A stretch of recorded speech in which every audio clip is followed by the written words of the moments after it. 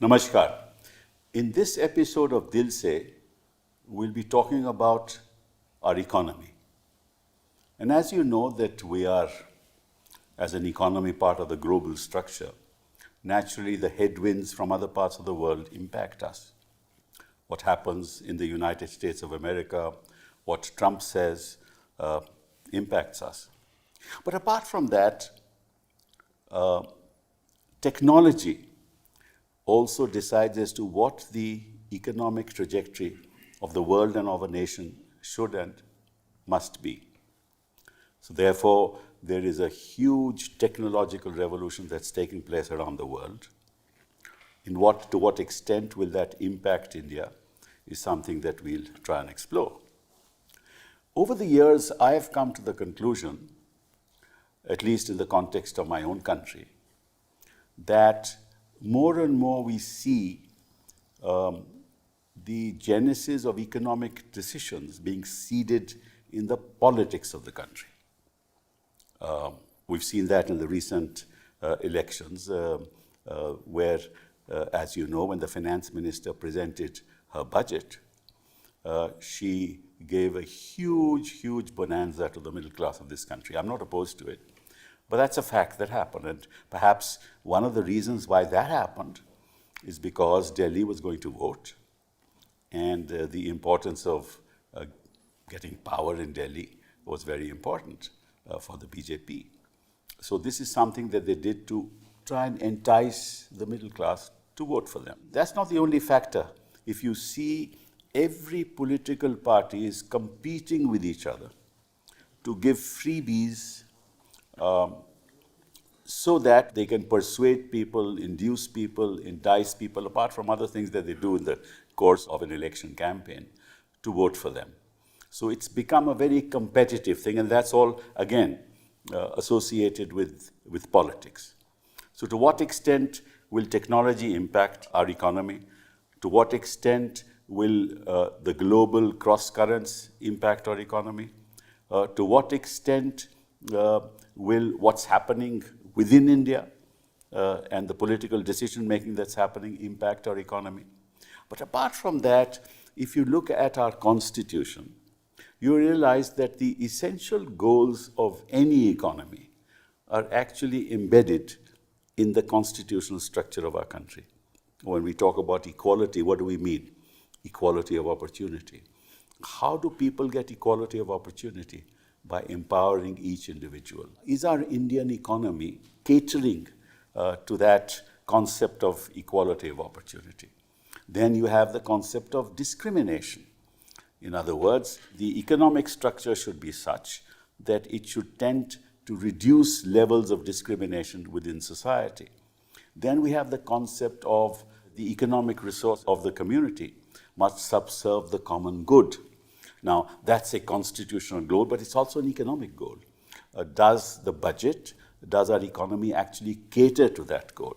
So these are some of the things that we're going to discuss today with three exceptional people who are development economists, people who know really how to develop skills in this country, what kind of investment should be made in education. And we've seen the trajectory of economic development in this country over years and years, and who are masters in the field in which they have dialogues. Now, the first, thank you very much, Sudiptoji. Dr. Sudipto Mandal is here with us, and he presently is the chairman of the Board of Governors at the Center for Development Studies, and is a non-resident senior fellow at the National Council of Applied Economic Research. He completed his graduation. We're both Stephanians. In 1969, we were together in college. Then you did your PhD at the Delhi School of Economics. You're a Fulbright Scholar at the Yale University, a Joan Robinson Memorial Fellow at King's College, Cambridge University, held visiting assignments in so many places in Japan and The Hague. And you've had significant positions you were a member of the Fourth Finance Commission, where you contributed in shaping the financial relations between the center and state governments. You also served as acting chairman of the National Statistical Commission, and a significant portion of your career was spent at the Asian Development Bank in Manila, where you held various roles, ultimately serving as director in strategy and policy department. And you also, prior to the ADB, you were served as the Reserve Bank Chair Professor at the National Institute of Public Finance. I could go on and on and on. Thank you. Thank you very much. Thank you very much for being here, Sudipto. Yeah, and of course you also write for the Mint, I believe, which Pooja too writes for. Santosh, thank you very much. What can I say about you? Again, development economist, renowned in your work, especially in the context of labor, employment, skill development, child poverty, economics of education. And you got your master's degree in the New School for Social Research in New York City, earned your PhD from Cambridge, and from 1991 to 2006, you served as the economic advisor in the United Nations in various capacities.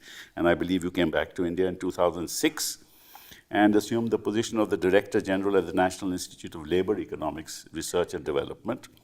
And also you formerly were in the Institute of Applied Manpower Research under the Planning Commission in 2014. In academia, you're a professor of economics and chair the Center for Informal Sector and Labor Studies in the JNU. And you're currently a visiting professor of the Center of Development Studies, University of Bath. And you've authored several books and edited several books. So there we are. We have experts in the field. Pooja, thank you very much for being here. This is a rare combination. An outstanding journalist and also a very, very renowned economist. And you did your master's from the Delhi School of Economics. And prior to this, you completed your undergraduate and got a degree in economics. And you've contributed significantly to public discourse through your work in journalism, policy analysis, and authorship. You write for the Mint. You're a senior fellow consultant in the Indian Council for Research on International Economic Relations, focusing on economic reforms, and of course, the most important thing, you wrote this wonderful book, which I have read, called The Lost Decade, 2008 to 2018, how India's growth story devolved into growth without a story. So thank you very much, Pooja, for being here with us. This is a conversation that we have. We don't have to ask questions. We can just talk to each other. But let me start with you, Sudipto. How will the headwinds that are emanating from the United States in particular affect us? There are many disruptions going on right now, including the technological ones that we started talking about. But surely the most disruptive is Mr. Trump. There's no question about it. But if you parse all the different things he's been saying, he's been promising and actually doing, and you see how it affects us, my sense is that it will be less damaging to us than we fear in the beginning. Let me give an example. The big thing that's going on between them and us is tariffs. Yes. And he's been threatening that, reciprocity, you have 25%, we'll have 25%, etc. Now the thing is that having seen how we behave, we are likely to reduce our tariffs.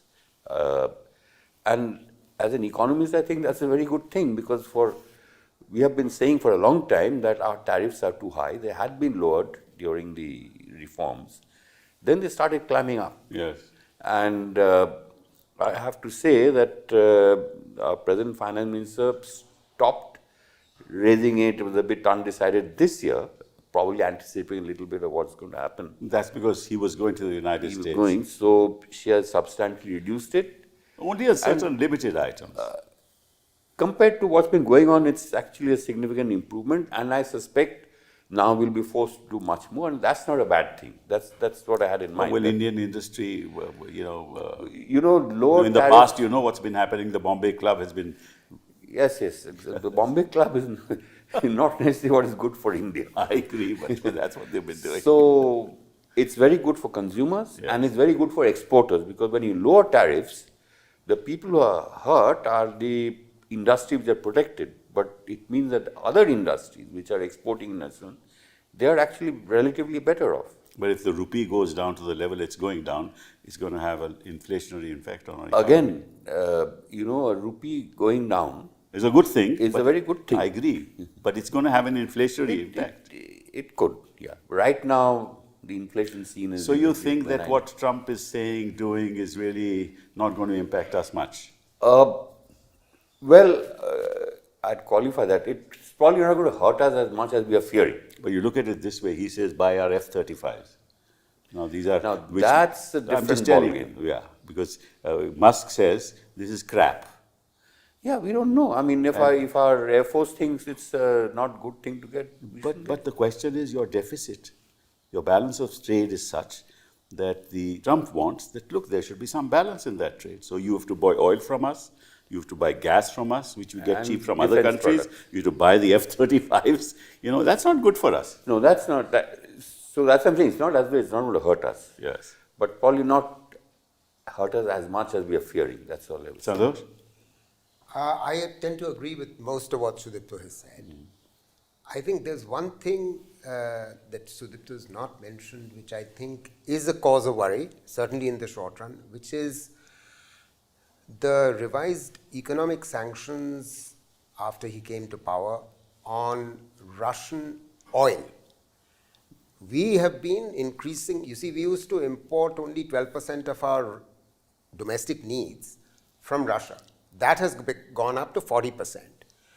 And we were paying for it in rupees, as you well know. And their price had been lowered because, of course, Russians were facing an international sanction.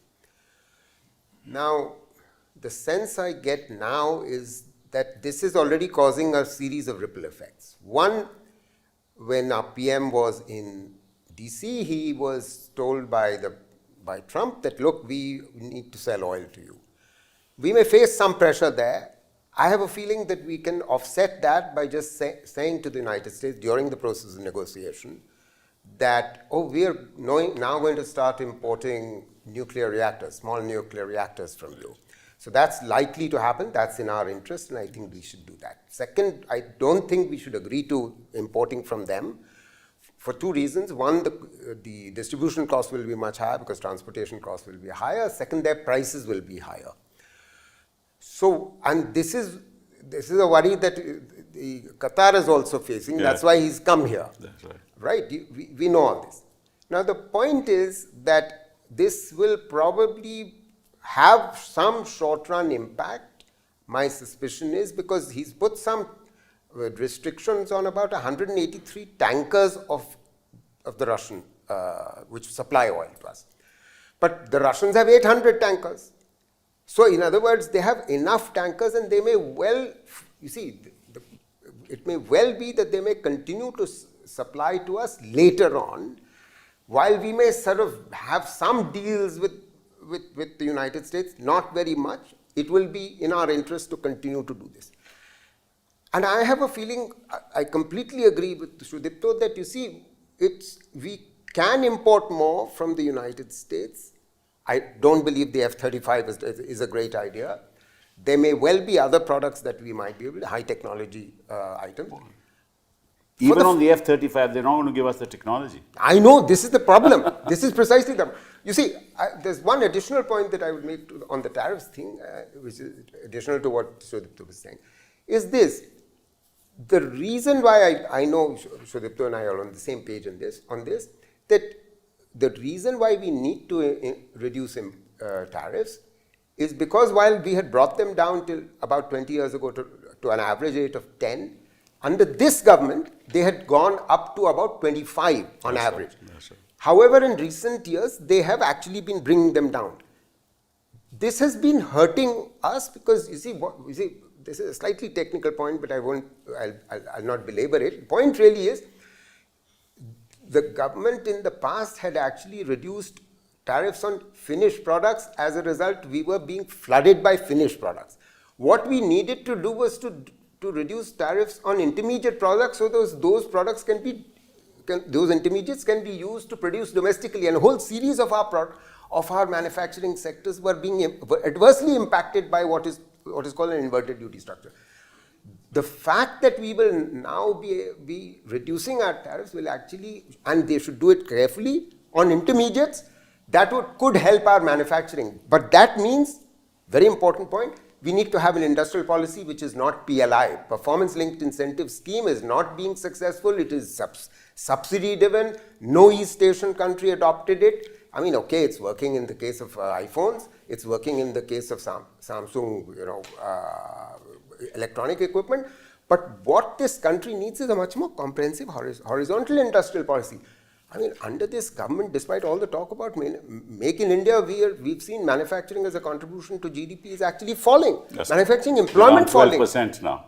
Yeah, manufacturing employment falling, which is the opposite of what we'll come to that a little later. I was thinking in terms of, but in the context of what I said, the impact of politics on economics. Right. Now, if you look at it this way, Trump is talking about Iran, and I don't know what he's going to do with Iran. We get a lot of oil from Iran. We've got very good relations with Iran. Right. It's true of Russia as well. Right. Now, push comes to shove, if there is this attrition between the US and Iran, it's going to impact our relations as well and the economy here, right? So therefore, the politics of Trump is impacting not just the global economy, but it's impacting the rest of the world. Absolutely. And what do you say, Pooja, about that? No, I agree, and I think it will also impact the domestic politics, because I think at some point the question of agriculture imports and exports to the US will come up, and I'm not sure how that stacks up. The reason India, we were given to believe, did not sign up the RCEP is because of agriculture products. And that's how been much going on for years, actually. Yeah, and so if there's going to be pressure now to reduce tariffs on imports from the US, and then how that will play out in the domestic politics with farmers being large vote bank, I don't know how that works out. But tell me, we talked about Trump's politics, but let's talk about the technology revolution that's taking place. And let me start with you. That's going to impact us greatly. Yeah. And how are we going to deal with it? How are we going to deal with it? It's impacting the politics, it's impacting the discourse, it's impacting business. Big tech is so powerful, and they're so close to him. We saw at his inauguration, all of the big top tech moguls were there, and they're going to push us into creating our privacy laws, our regulations that suit them, not us. So how are we going to deal with it? Because we have a labor-intensive economy, essentially, right? Most of our workforce is in the rural areas. And if you adopt AI, how it's going to impact them? And the jobs that we have already will be lost in some sectors with AI coming in. But of course, they'll also gain. We'll also gain jobs. But I'm saying I really don't know where it's going to go. Yeah, we don't know, but I'm optimistic about it. I think the number of jobs created will be greater than the number of jobs displaced, and the number of jobs displaced will probably, people will find something new to do. So I'm not so concerned on the jobs front with AI, but I'm more concerned on how that impacts the whole, I mean, we're seeing what's going on. Social impact on it. Social impact, and we are seeing what's going on in Europe. We are seeing how Europe wants to regulate big tech. We haven't seen that much progress in India yet. India wants to regulate it too. We want to, but do we have the capacity? Will we get the regulation right? We may get it wrong, but with lots of things that have happened here are wrong. But you have to go to court and fight it all the time. But tell me, what do you think about this, the technology revolution? I'm not so worried, actually. Honestly, I'm not so worried. Just like Pooja is not worried. Let me explain why.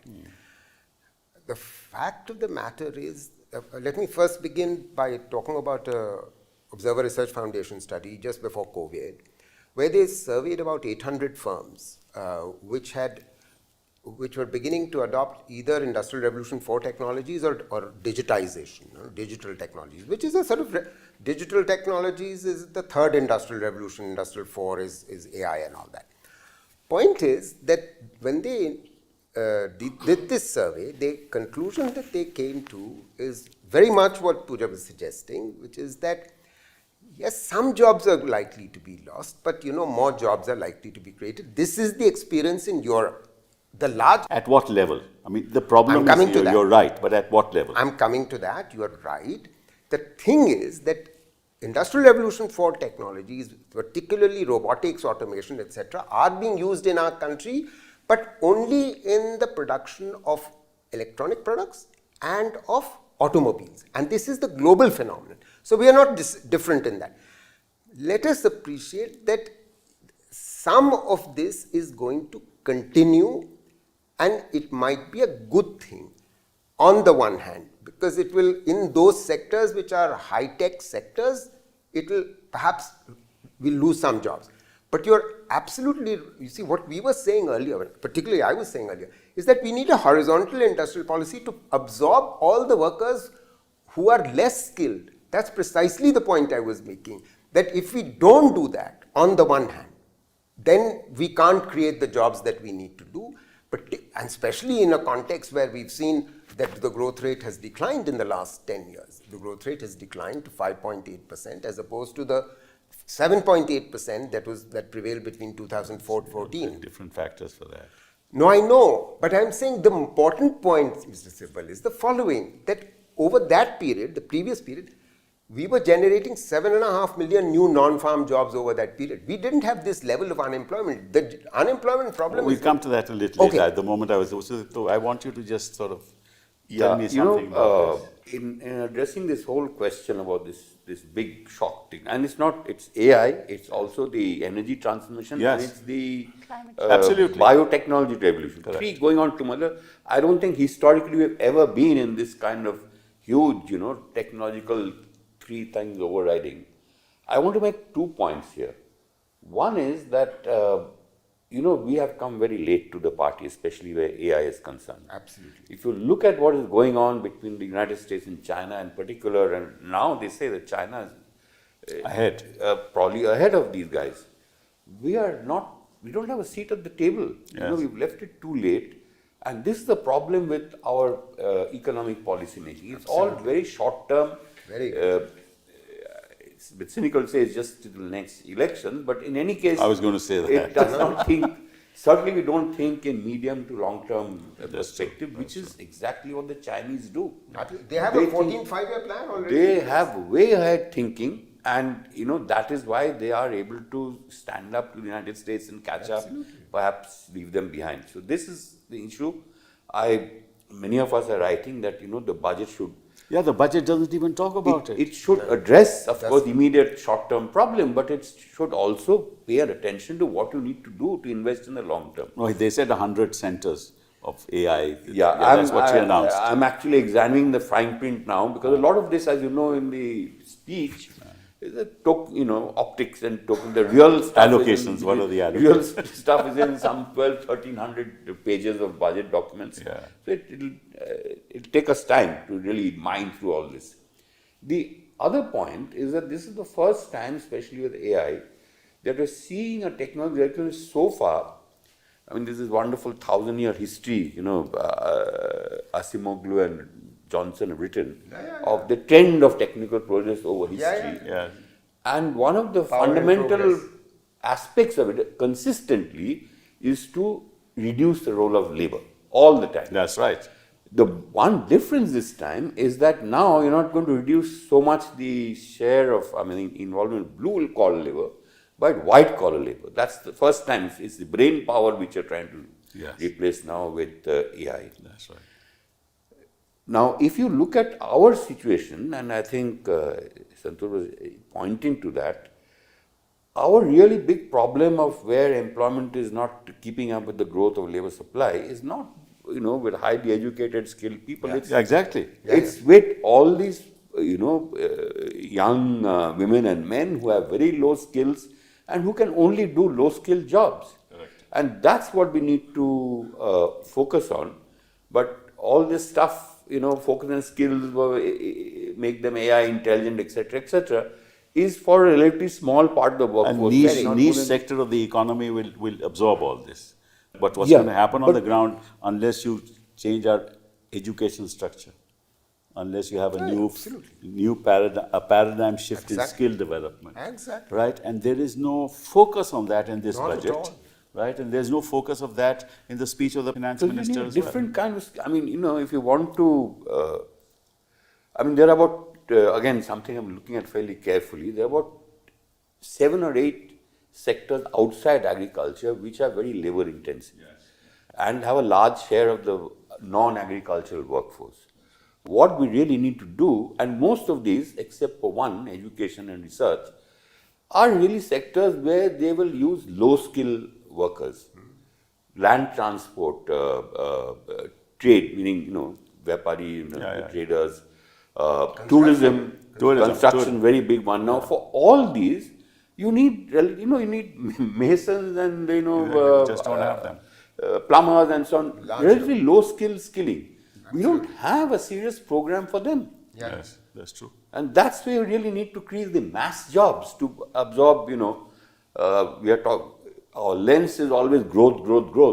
You can look at growth of GDP, but you should look at growth of employment and growth of unemployment, which is almost as high as the growth of output. Absolutely. You remember when you were Minister of Education, you asked me to chair this task force where we created this National Skills Qualification Yes, I Framework. You remember remember? that, yes. We did that. They adopted it by the end of 2013.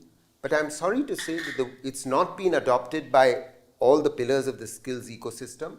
And the way it's been adopted is nowhere corresponds to the kind of blueprint that we had laid out to them. It's very unfortunate. The way they're going about the skilling program is, continues to be a focus on just churning out large numbers, quantity, while the quality is not improving.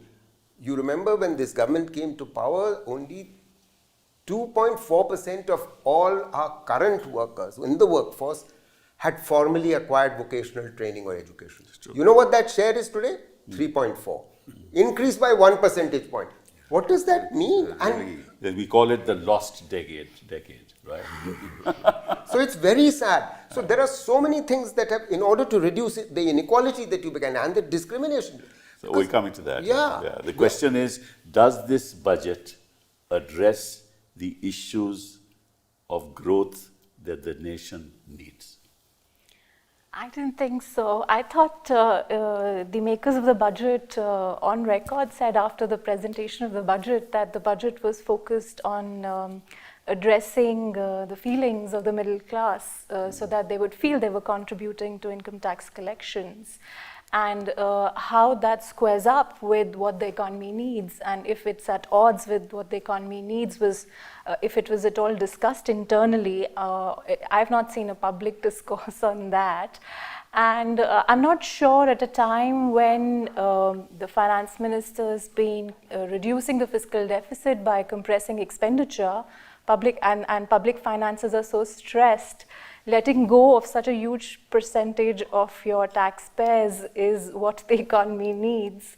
I thought this year's budget was a turning point in the role of politics in budget making. We've seen political considerations guide budget making in the past, sure, but such a huge percentage of the taxpayers being let go, keeping in mind an upcoming election, I thought was quite significant and not very usual.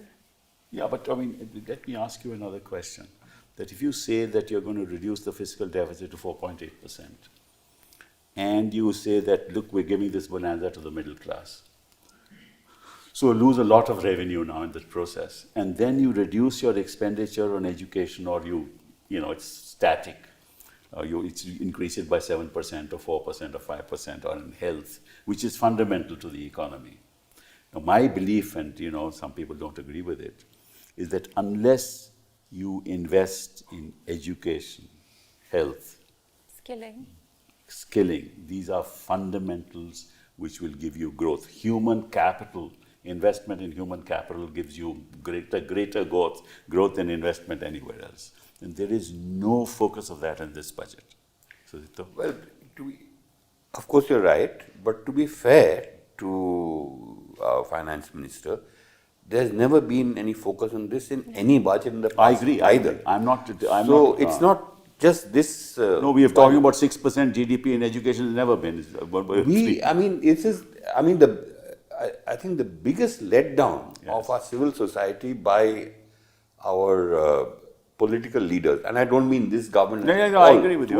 Yes. Our independence, India's history. Yes. Forget the colonial period. Is this one simple thing that we should have addressed? We didn't. You know, the original Education Commission, Kothari Commission, had talked about a pyramid structure where you first prepare your base of, basic, primary, blah, blah, blah. Don't have it. We turned it on our head. Exactly. And we've never gone back on that. We are still, all these glittering institutions and so on are great.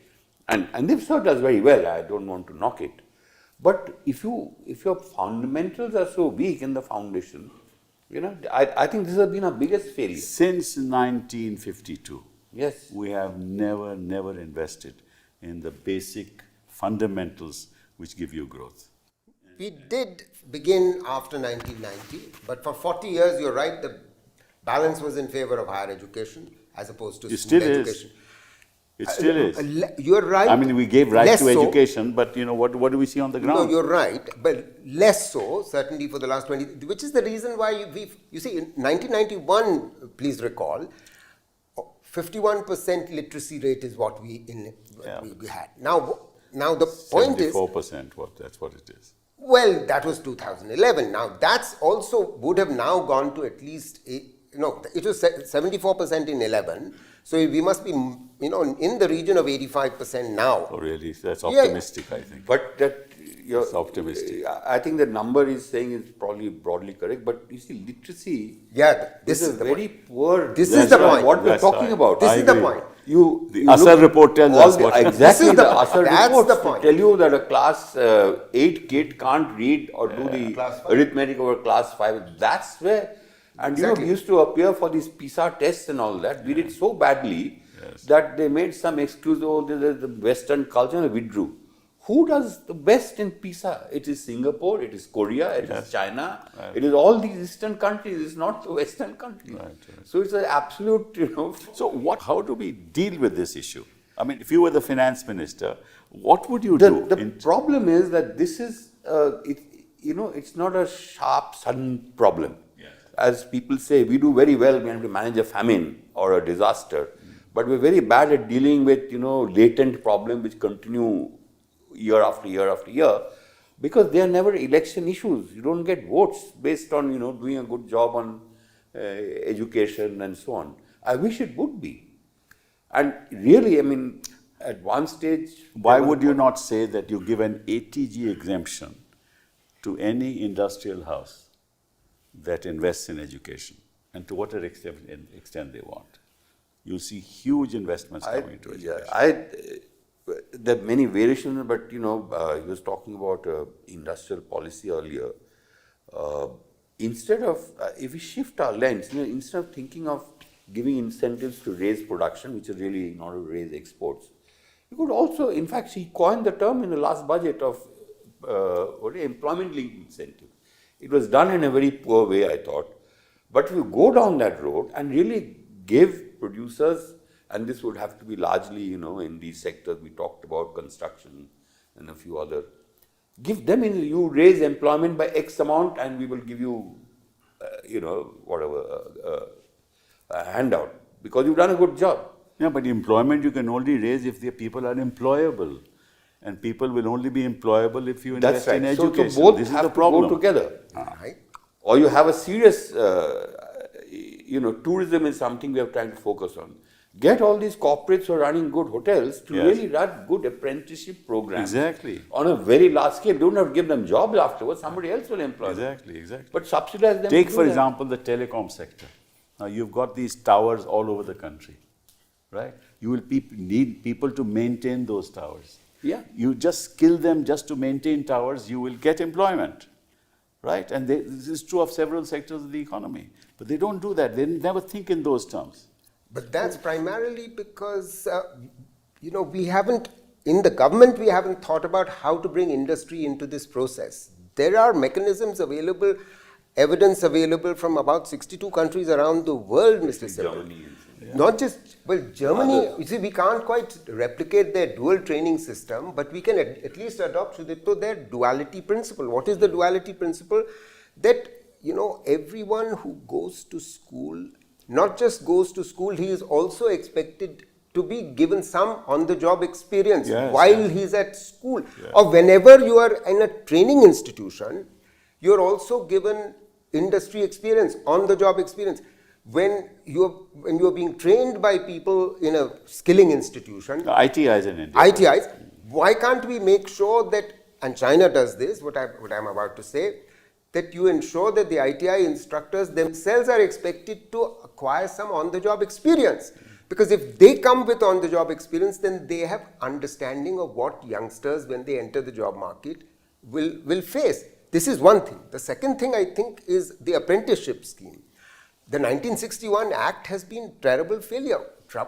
A reason for that is that industry has not been forthcoming. So, a certain degree of subsidization by the government, but also, put the incentive structure in place. We can talk about what the nature of that incentive structure is, so that they actually take on apprentices. And Sudipta is absolutely right. Pehli naukri pakki is not a bad idea at all. Don't give them an unemployment allowance. That's a silly idea. अब तो कोई नौकरी दे नहीं रहा, वो कह रहे हैं कि सब ad hoc होगा. Teacher भी ad hoc होंगे. Sorry to be so cynical, but when there is so much political legitimacy for governments by just giving handouts, cash handouts, Yes, this is the why are they Well, going this to? thing that you get votes by giving handouts. Let's talk about that. Let's talk about that. I mean, where will this? I mean, all governments have been doing it. All government, yeah. So But it was started in 2019 by PM Kisan. But you carry on. No, but handouts for special interest groups and so on who are good vote banks is a very old, and it's not peculiar to India. It's very many countries you see this sort of thing happening. There are really, and this goes much more, I think, to your territory of our constitution and so on. I mean, if you have an incentive system, where after a politician, that's his career, right? He has to win elections to remain, and nothing wrong with that. But if his incentive system is my time more than 3 years. If the focus on growth or economy is based on what political decision is going to take, there's everything wrong with it, if you ask me. But that's how it is, no? That's how It's unfortunate, no? Yeah. That's most unfortunate. So now that we are your getting into politics critique of determine your economics. But you will recall you were talking about why isn't the politics going in favor of health and education, right? Yes. Can we please look at the southern states who all invested in both health as well as education? It's not just Tamil Kerala. Nadu is a great example. Absolutely, but it's not just Tamil Nadu, it's also Karnataka, it's also Andhra. And if we can demonstrate... Classic case is Kerala, of course. I Kerala, agree with you. yes. But you see, systematically, if you look at the southern part of the country, including the west, who have all better education, better health outcome indicators than the north, they have grown faster, sir.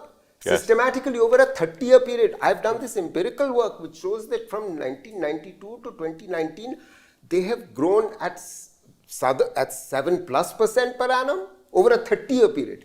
While these northern Hindi belt states, by and large, of course excluding some of them, we won't go into that detail, have grown at 5 or less. Yeah. Now, they don't invest in health and education, and so we've got to ensure some more learning across our continent, because this divide in per capita terms is actually going like this.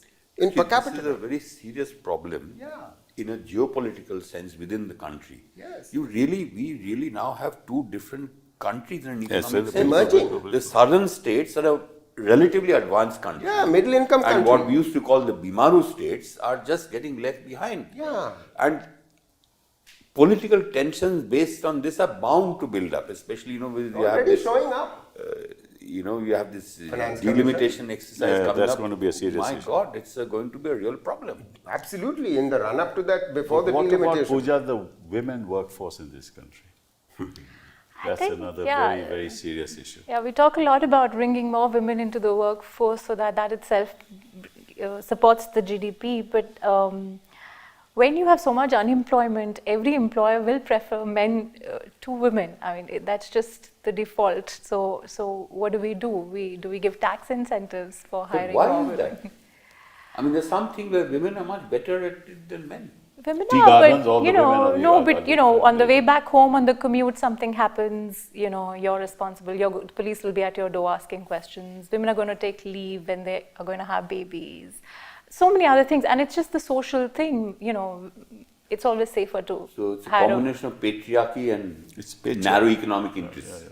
I think there's a World Bank study that found that these free bus rides, the pink slip scheme in some of the states, Yeah, including in Delhi. including Delhi, Yeah. did not lead to an increase in women labor force participation. Women went out to look for more work, but what it did is that the men in the family, you know, the things that they used to do, such as dropping children to school, they The palmed women off. started doing it. They palmed off those jobs. So women's actually workload at the home increased. Rather than them getting at least more free time, if not, you know, space to work. Main reason for that is that overall jobs are not growing. No, that's true. That's really the problem, because, and it's inevitable that in a situation where jobs are not growing, But you know, why will jobs grow unless you grow at 10% or 8%? I agree, How will jobs grow? they will not. Right, and if you grow at 8 to 10%, you can give more money in the pockets of ordinary people, right? Then also the economy will grow because they'll spend. But if your economy grows at 6%, and I said something very politically incorrect perhaps, and I made a speech in Parliament on the budget, and I said, okay, even if you don't do anything, Finance Minister, this economy will still grow at 6%. You're absolutely right. No, but that I is, heard you. that is actually correct. Correct, that's correct. But equally, I think to think of, you know, going at 8 to 10% is also a pipe dream. I agree, but I'm just saying, where's the direction in the budget? So, since we are going to be in this 6 to 7% growth trajectory, regardless of what policymakers do, the one thing they can do is to nudge the system towards these more labor-intensive sectors we are just talking about: construction, tourism, land transport, trade, and all that, and which really will employ low-skilled people. Our workforce are all Yeah, low-skilled. but again, in construction, there is technology happening there, big-time technology. Because I know. people want, you know, buildings to be built overnight, bridges to be built overnight. You know, it's less expensive. All you need is to have collaborations. But That's why, this sir, 6.5 is, Despite that, 6.5 is? I was just saying that, you know, can it not be more than 6.5? I see a certain, even when I have conversations in government with officials, there is this thing settling in that we can't do more than 6.5. Is that so? you know, we've already been growing. We are, you know, certainly for a long time now have been one of the fastest growing major economies of the world at 6.5. The next fastest is China, which is growing at 4%. You know, But Sudipto, I I don't know buy it's- that. Is 7 so? No, but it's a fact. No, but what's the fact? You go from a low base, you'll be 6.5%. From a higher base, you'll be 4%, but it'll be much better than No, 6.5. fair enough, but so you know the that. point I was trying to make is actually this preoccupation with the growth rate itself, in my view, It's meaningless. is meaningless. Yes. We should look at growth of employment. Yes. That's what you should Absolutely. That's what focus you on. should look at. So And- I'm saying two things. Sorry, No, go ahead. No, two things need to happen, sir. They are the following. And one thing which we haven't talked about, and in a sense, Sudipto mentioned it with the employment-linked incentive scheme. But you know, even the employment-linked incentive scheme was all about the organized sector. The sector which has been most impacted, or segment of our non-farm economy which Yes. has been most impacted, is the unorganized sector, which creates most of the jobs. Absolutely. And those are all MSMEs. Now the problem is neither the budget does anything about it, nor do policies, unfortunately, in the last 3 or 4 years do anything about it. If anything, both the demonetization, the GST, the lockdown, all had very adverse impacts. So what does it mean in terms of policy? 2 or 3 things. One, we need to make sure that SIDBI is really, the Small Industries Development Bank of India, is much better financed. Point one. Point two, millions of our small and medium enterprises are not even registered with the government. Can we please register them so that at least you know, okay, in this budget you provided a credit guarantee scheme. But who is the credit guarantee scheme going to go to except those whose enterprises whose names are registered in the MSME ministry? This is the second thing. The third thing is that the same MSME ministry in the central government has had for the last 20 years a cluster development program, which not too many people know about. In this country, there are 5,500 manufacturing clusters spread across the whole country, which employ which essentially consist of MSMEs and which give most of the non-farm employment. I think we can fund that much better. We can actually design that much better. I mean, to my mind, the horizontal industrial policy that I've been talking about, that needs to go in precisely here. I mean, I don't much care for the employment-linked incentive scheme. I would much rather have, and I say this on the basis of historical evidence, because China had a phenomenal cluster development program. You won't believe what I'm about to say. China has 100 clusters which only produce socks. No wonder they are the world, all of us must be wearing Chinese socks. I won't be surprised right now. So that's the focus that needs to happen, but that's not a focus. And in addition, you can do the skilling at the cluster level. Yes, I agree. And these 5,000 clusters are spread across the peri-urban, the small towns of our country. And if we focus there, we will bring the girls in. The girls are all much better educated. If we did skilling for them there, their parents will allow them to go. They will not have to go to the city far away, and the parents will allow them. But the government has to listen to people like us. This is where we are not seeing the traction. I have a statistic here with youth unemployment between 15 and 24. The unemployment exceeds 23%. That's between right. 15 and 24. Only 73 million out of 100 million urban workforce has a full-time job. That's right. I mean, it is double. You go to any, maybe not Delhi, but any small towns and certainly in the villages, you see, won't see the women outside, but all these young chaps hanging around. They say 42% of graduates are unable to find a job. Yeah. Staggering. Youth This is unemployment staggering. And they are all getting better certified, better educated. And 80% of the workforce is in the informal sector, as you say. Yeah. So where will you go to this? India Skills Report 2024 says 48.7% of Indian graduates are employable. The balance 52% are not. Yes. Yeah. Where do we go from here? I remember one of these reports, very proudly said that, the employability thing has gone up from 42% to 44%, forgetting that meant 56% were not employable. Exactly. Right. So what do I think we're in a mess, no? And that's when they include unpaid labor in Yeah, the definition of that's employment. That's the other big thing. That's another big story. It's too technical, I won't get into it. But No, but even in the education sector now, I say there are only contract jobs, not even contract jobs, ad hoc teachers, right? You get a certain basic salary and that's about it. Yes. No permanent job. Yes. How are you going to get people educated with these kind of people coming in to teach? Right. I mean, and this is higher education.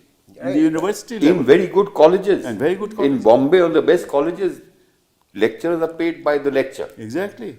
I think that this education policy and regulating education should be done away with. We should have standards, right? And then people should let people invest in education. They will. Just give them some incentives instead of giving incentives to the corporate sector, which brings back nothing into our system. You give them 25% tax, 18% tax, what do they invest? Indeed. I mean, They don't invest. absolutely. I agree with you. So, our whole model of economic development, according to me, is skewed. Absolutely. It has to be bottom upwards, not top down. Absolutely. Which is what the Chinese one was, the bottom-up one. Their education system is very much bottom-up. All East Asian countries. All East Asians. Absolutely right. All. And because they had a strong education system, they then were able to build a very strong skill ecosystem as well. On top of that. And then, of course, they had an industrial policy plus an approach to generating jobs in the non-farm sector, especially in the labor-intensive sectors. You see, why can't we give more incentives for the 5 labor-intensive manufacturing sectors which account for 50% of manufacturing jobs? Food processing, furniture, textiles, garments, and one other, which I'm forgetting. So if we focus on leather and footwear, Yes, it's very, very these important. 5 account for half of all manufacturing jobs. Why is the government not putting in really ये good बताओ, packages. economic survey में this gentleman, the Andhra Krishnan. gave some home truths to them. Ananta. Yeah. Ananta. And what do? They just ignored him in the budget. Well, he mentioned that if you look at the budget and the speech, what is there in the numbers is a different story. In speech, there is all reference to labor-intensive thing like leather and all this. I was very surprised that for some reason textile got left out. But I think I have to say this: his term has just been extended for 2 years. He's done a very good job. He's done a very good job. I mean, when I read the We have a economic very survey, good chief yeah, economic advisor. exactly. He may have. He said, "Get off my back." They said, "Get off the people's back," right? And He's, I think, doing a good change job, the and I system. hope. Credit to government. Yes, they, yes. they allow him, they give him the space, the Yes. political space to say all these things. Yeah. Yeah, that's credit to government. No, and I- you I talk about the think it's- credit guarantee scheme. Well, there's going to be NPAs if you give credits without making sure that people, if the economy doesn't grow at that level, This is the point. that credit guarantee scheme will fail. This is But politics gets in the way. Somebody was telling me that from a southern state, they came to Delhi with a proposal along with a large foreign investor for a PLI in footwear. And later on, the investor was told that you will get it if you set up your plant in UP or Gujarat. No, but yeah, no? So, That's right. so the politics just sort of gets in the way Yeah, of. all new projects are going to Gujarat. But we have to recognize that that's the nature of the beast. We have to can't find wring a our way hands around. say, oh, politics getting in the way. It No, is. no, we must change the beast. But we know that that's we must what change it the is. beast. Well, I don't know how we should learn how to use No, no, politics to serve economic no, ends. no. I think this is really, we are going all wrong. I mean, I think the fundamental duty yes. of people in politics is to think of the country more than they think of the party. And you're right, it's, you recognize the fact that that doesn't happen, but I think that the people of this country, through programs like this, should be told that, look, we're not going in the right direction. And that's a fact. And the kind of things that are happening in my country, in our country, are worries that are really worrisome, because all democratic institutions, right, the fundamentals of those institutions have been compromised. Courts do not stand up Absolutely. to the challenges that the political economy is faced with. Totally. And the principle of innocent till proved guilty is now subverted to Fallen by guilty the till it wayside. is called by the wayside. Yeah, reversed. Now, I think that the courts must stand up to what's happening. The people of this country must stand up to what the politicians are doing. And all citizens of this country should realize that the future of our grandchildren is at stake. And this future is right upon us in the following sense, that our demographic dividend, which we keep talking We've about, lost appearing- it. No, but it will be over by 2040, I in agree. 15 years' time. I don't think our politicians are aware of this. We still keep talking about our being a young country. It's No, not somebody so. said the other day that 3 bache hone chahiye. I know. Well, 2 chief ministers in the south. But sir, No, not chief minister, somebody else. No, Somebody I know, I agree with you. But you see, there's one fact that all your listeners should be aware of, that half of our workforce is already at or over 45 years of age. In 15 years, when we will become an aging society, they will be all at retirement age. Half or more of our workforce. That means we are not a young workforce any longer. And what will 6% growth do then? No, it won't do it. So we have to grow between then and now, Yeah. now and then at 8% per annum. Otherwise, we will not even become by 2040 a So upper middle income On country, that forget high income. On that optimistic note, sir, let's hope that the country works together, politicians, the opposition, the treasury benches work together for the future of our country. Thank you. Indeed. Thank you. Thank you. Thank you.